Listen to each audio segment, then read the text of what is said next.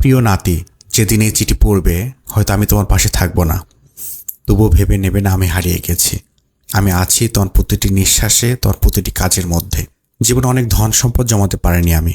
আমার ঘরে হয়তো শীতের দিনে গরম পোশাক ছিল না, পাতে সব সময় ভাতের সাথে মাছ ডাল থাকতো না, কিন্তু আমি চেষ্টা করেছি তোমার বাবাকে, তোমার মাকে আর তোমাদের সবার মাঝে কিছু মূল্যবোধ রেখে যেতে। মনে রেখো, অর্থ দিয়ে হয়তো বাড়ি বানানো যায়, কিন্তু সম্মান আর শান্তি কেনা যায় না। মানুষের পাশে দাঁড়াবে, আমি যেমন দাঁড়াতাম আমাদের গ্রামের দরিদ্র মানুষের পাশে। কখনো মিথ্যা বলবে না। মিথ্যা তোমাকে হয়তো একদিন বাঁচাবে, কিন্তু চিরকাল তোমার বিশ্বাস কেড়ে নেবে। তোমার দৃষ্টি সবসময় পরিষ্কার রাখবে, যেন মানুষ তোমার চোখে সত্য খুঁজে পায়। আর মনে রেখো, সময় হলো সবচেয়ে বড় সম্পদ। আমি বহুবার তা হারিয়েছি, তাই চাই তুমি যেন সময়কে অবহেলা না করো। তুমি যখন একা মনে করবে, চোখ বন্ধ করে ভেবো তোমার দাদু তোমাকে বিশ্বাস করে গেছে।